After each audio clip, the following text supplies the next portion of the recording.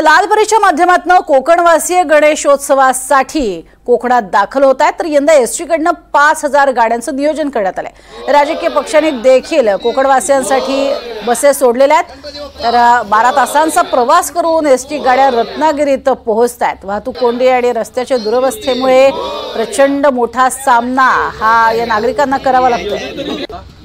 गावी आलेल्या कोकणवासीय जे आहेत ते मात्र त्रास सहन करतात। त्यांच्याशी बातचीत केली आमचे प्रतिनिधी राकेश गुडेकर यांनी।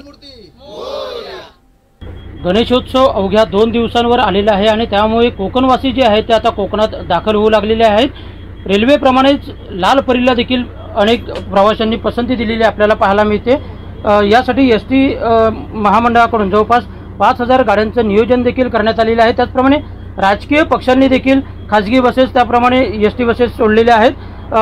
गेले अनेक दिवस म्हणजे जे भाविक असतील ते या गणेशोत्सवाची वाट पाहत असतात आणि अखेर आज हे चाकरमानी असते कोकणवासी ते दाखल झालेले आहेत आणि आपल्यासोबत काही भाविक देखील आहेत।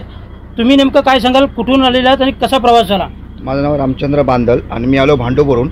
भांडूप ते मालवण असा माझा प्रवास आहे आणि आता मी चाललो गणपतीसाठी आणि आमच्या घरी गणपती असतो। आणि माझं तर अशी विनंती आहे सर्वांना, म्हणजे ही मुंबईकरांना, की एकदा तुम्ही कोकणात यावं आणि कोकणातला गणपती उत्सव साजरा करावा, त्यांचे रीतिरिवाज कसे बघावे, एवढंच विनंती आहे। आपल्यासोबत